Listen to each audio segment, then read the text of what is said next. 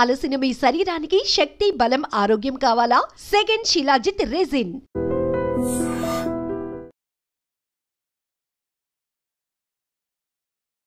Welcome to I dream news. చూస్తున్నాం ఈ మధ్యకాలంలో వివాహేతర సంబంధాలు విపరీతంగా పెరిగిపోతున్నాయి.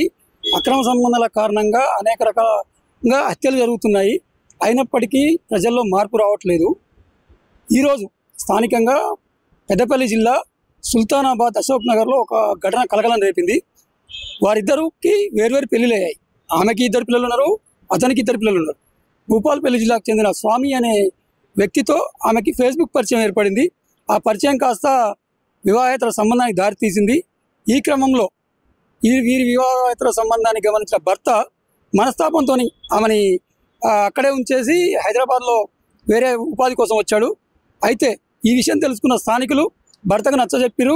అయినప్పటికీ ఆమెలో మార్పు రాలేదు. అంటే ఈ ఊరు అమ్మాయి అది కొత్త పెళ్లి అమ్మాయి కొత్త పెళ్లి అయితే మా ఊరికి ఇచ్చారు. 2 పిల్లలు అయినరు. 2 పిల్లలు అయినాక వేరే ఆయన తీసుకొచ్చుకొని ఇంట సంసారం చేస్తాను. ఆడు ఈ భరించలేక పోయి హైదరాబాద్ ఉన్నాడు భర్త. అది విషయం మనకు తెలిసింది. అంటే ఏం చేసిన మీ కాలనీ వాళ్ళు అంతా కలిసి అందరు కలిసి ఏం చేసారు, చెట్టు కట్టేసినాం.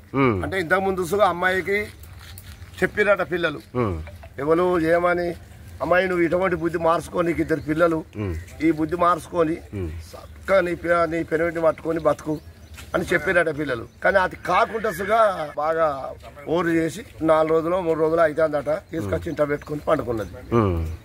అది విషయం. ఒక్కొక్క కాళ్ళు ఇవ్వాలి, ఒక్కొక్క కాళ్ళు ఇస్తే మంచిగుంటారు వాళ్ళు.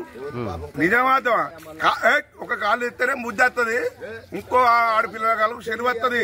మన బిడ్డ అవుతుంది, మన కొడుకు అవుతుంది, మన అల్లుడు అవుతుంది. అది ఒక్కొక్క కాళ్ళు తీసేది ఇస్తాం. ఎవరు చెప్పుకో సార్ అని చెప్తాను నేను.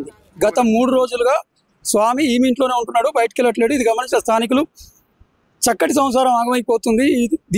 ఈ యొక్క వ్యవహారంతో ఒక అమాయకమైన భర్త ఇదైపోతున్నాడు, పిల్లలు ఇదవుతున్నారు అని చెప్పేసి ధైర్యం చేసి ఇద్దరిని కాలనీ వాళ్ళంతా కలిసి ఇద్దరిని రెడీ హ్యాండెడ్గా పట్టుకొని ఆ యొక్క కాలనీలో ఉన్నటువంటి బోరింగ్కి తాడుతో బిగించి పోలీసులకు సమాచారం ఇచ్చారు.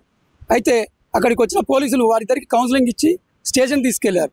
ఏది ఏమైనా ఈ వివాహేతర సంబంధాల పరంపర కొనసాగుతూనే ఉంది, కాపురాలు కూలుతూనే ఉన్నాయి. చూద్దాం.